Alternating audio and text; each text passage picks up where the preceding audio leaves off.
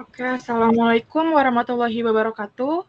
Kami dari kelompok 8 dari kelas 23001 ingin mempresentasikan hasil tugas besar dari laporan kami yang berjudul Analisis Uji Statistik dan Model Regresi Data Presentasi Garis Kemiskinan dan Gizi Buruk Balita pada tahun 2018. Adapun anggota dari kelompok 8 dengan saya sendiri Adiba Maulia. Saya Damaradian Darbita. Saya Renab Sari.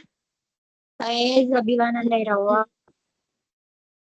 Saya Ana Royhana. Pada pendahuluan, kemiskinan dan gizi buruk adalah tantangan besar di Indonesia. Dengan lebih dari 9% penduduk hidup di bawah garis kemiskinan dan prevalensi gizi buruk balita yang tinggi pada PPS 2018. Kemiskinan ini membatasi akses terhadap gizi, kesehatan, dan pendidikan, sementara gizi buruk memperburuk kondisi ekonomi keluarga dan produktivitas anak di masa depan. Penelitian ini menganalisis hubungan keduanya untuk mendukung kebijakan yang lebih efektif. Lalu, di latar belakang, kemiskinan dan gizi buruk saling memengaruhi, membatasi akses terhadap pangan bergizi, layanan kesehatan, dan pendidikan yang memperburuk kualitas hidup. Gizi buruk juga berdampak pada kesehatan dan produktivitas anak, sehingga memperburuk kondisi ekonomi keluarga. Penting memahami keterkaitan ini untuk merancang kebijakan yang efektif. Nah, di sini ada pengambilan data. Penelitian ini menggunakan data sekunder yang diperoleh dari dataset garis kemiskinan provinsi di Indonesia tahun 2018. Dataset mencakup satu variabel utama, yaitu garis kemiskinan rupiah per kapita per tahun untuk setiap provinsi di Indonesia. Sampel penelitian terdiri dari 30 provinsi yang tersebar di seluruh wilayah Indonesia, mulai dari Sumatera, Jawa, Kalimantan, Sulawesi, hingga Bali, dan Nusa Tenggara. Data ini dipilih untuk memberikan gambaran representasi mengenai tingkat garis kemiskinan di berbagai wilayah Indonesia pada tahun 2018 sebagai salah satu indikator yang berkaitan dengan prevalensi gizi buruk balita. Lalu ada statistik deskriptif data, menunjukkan bahwa presentasi penduduk miskin PO memiliki rata-rata 7,54%, maksimumnya yaitu 9,8%, minimum 6,3%, dengan distribusi condong ke kanan, sweetness 0,92%, dan sedikit lebih tajam dari distribusi normal, kurtosis 0,26%. Sementara itu, tingkat pengangguran terbuka memiliki rata-rata 4,63%, maksimumnya yaitu 6,7%, minimum 3,2%, dengan distribusi condong ke kanan, sweetness 0,52, dan lebih datar dibandingkan distribusi normal, kurtosis 0,65. Oke, selanjutnya ini ada dua gambar distribusi gambar grafik tabel ini dari antara gizi buruk balita 0 sampai 23 bulan pada tahun 2018 dan juga gizi buruk balita 0 sampai 59 bulan pada tahun 2018.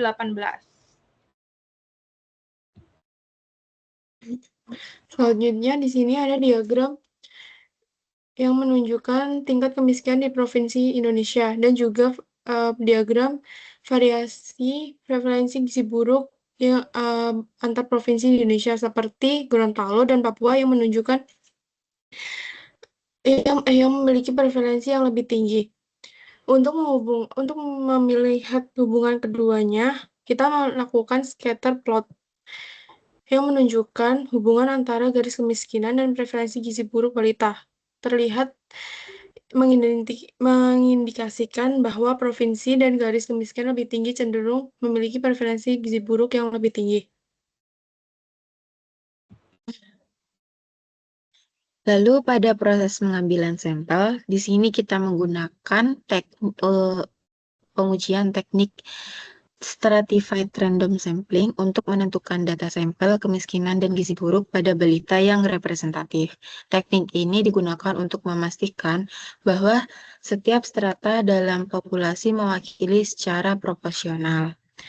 Dan juga rancangan analisis data, penelitian ini menggunakan uji normalitas, ANOVA, uji hipotesis, dan analisis hubungan untuk mengevaluasi distribusi data, perbedaan rata-rata antar kelompok, kebenaran hipotesis, serta pola dan kekuatan hubungan variabel dengan harapan memberikan hasil yang komprehensif dan mendalam. Nah, di sini ada hasil pengujian analisisnya. Uji normalitas itu berdasarkan hasil uji normalitas data variabel gizi buruk balita 0 sampai 23 bulan 2018 memiliki nilai D sebesar 0,086811 dan p-value sebesar 0,8163. Hasil p-value lebih besar dari taraf signifikansi 5%, maka H0 diterima sehingga data distribusi normal. Untuk variabel gizi untuk buruk balita 0 sampai 59 bulan 2018, nilai statistik D adalah 0,1751 dengan p-value sebesar 0,1568. Karena p-value pada taraf signifikan 5%, maka hipotesis sehingga data ini berdistribusi normal.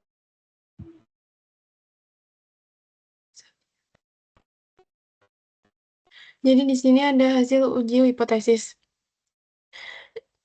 Dari hasil uji hipotesis tersebut diperoleh nilai koefisien korelasi sebesar negatif 0,3142 yang menunjukkan adanya hubungan negatif lemah antara garis kemiskinan dan gizi buruk pada balita. Dan juga diperoleh nilai p-value sebesar 0,0908, lebih besar dari taraf signifikansi 0,05. Maka H0 diterima. Oke, selanjutnya ini ada hasil uji ANOVA. Dari sini kita menggunakan Python. Di sini pada gambar itu ada hasil ANOVA untuk 0 sampai 23 bulan itu statistik F-nya itu 1052,51. Dan sedangkan tuh di 0,59 bulan itu statistik F-nya itu 1050,53. Nah, dari output uji ANOVA itu menunjukkan bahwa terdapat perbedaan signifikan antara garis kemiskinan sama preferensi gizi buruk pada balita dari kelompok usia 0 sampai 23 bulan dan 0 sampai 59 bulan. Jadi statistik F ini tuh kayak lebih tinggi daripada si nilai P ini yang sangat kecil. Nah, itu di bawah 0,05. Yang dimana menunjukkan bahwa garis kemiskinan itu kayak memiliki hubungan kuat dengan tingkat gizi buruk pada balita. Selanjutnya, hasil analisis korelasi dan regresi terdapat hubungan negatif antara garis kemiskinan dan prevalensi gizi buruk dengan koefisiensi regresi sebesar negatif 0,0084, nilai R squared sebesar 0,19, nilai p-value-nya sebesar 0,0159 yang lebih kecil dari taraf signifikansi 0,05. Nilai koefisiensi korelasi sebesar negatif 0,4364 ini, nilai Durbin-Watson sebesar 1,188, terakhir nilai condition number yang tinggi sebesar 2150. Maka selanjutnya itu ada hubungan proporsi garis kemiskinan dengan proporsi gizi buruk balita 0 sampai 59 bulan. Di sini kita juga menggunakan Python. Di sini itu output dari Python. Nah, jadi dari berdasarkan output tersebut, nah determinan DRR2 skornya itu 0,0124 yang dimana hubungan antara garis kemiskinan sama proporsi gizi buruknya itu sangat lemah. Nah, terbukti itu dari R kuadratnya sebesar 0,0124 yang dimana tuh cuma 1,24% doang variasi yang di proporsi gizi buruk balita yang dijelaskan oleh garis kemiskinan. Nah, model regresi dari yang diperoleh itu dia sama dengan min 0,00000204 ditambah 5,27x. Selanjutnya ini itu merupakan grafik dari model regresi linear dari garis kemiskinan dan gizi buruk balita 0 sampai 59 yang menggunakan visualisasi data menggunakan Python. Nah, di sini tuh garis merahnya itu garis regresi yang menggambarkan pola hubungan antar variabel yang dimana semakin tinggi presentasi garis kemiskinannya, maka semakin tinggi juga kemungkinan balita mengalami gizi buruk. Sedangkan tuh titik-titik buruk yang bisa kita lihat itu di tengah-tengah, itu tuh data sampel dari hasil pengamatan kita. Dari data yang kita ambil dari BPS.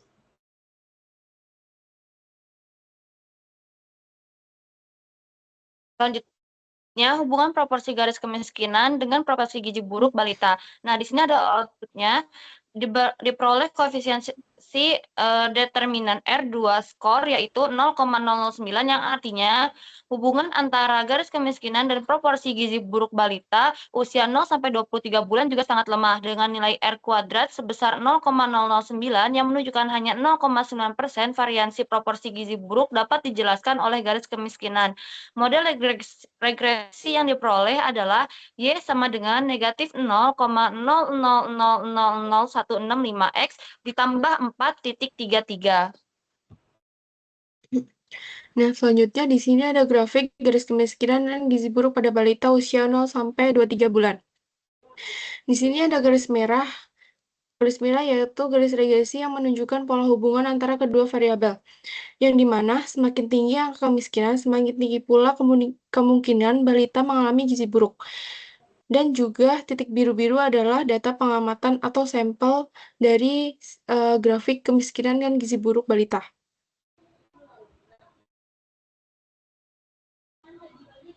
Selanjutnya, regresi linear berganda. Regresi linear ini menunjukkan pengaruh garis kemiskinan X1 dan proporsi gizi buruk balita usia 0 sampai 23 bulan X2 terhadap proporsi gizi buruk balita usia 0 sampai 59 bulan Y.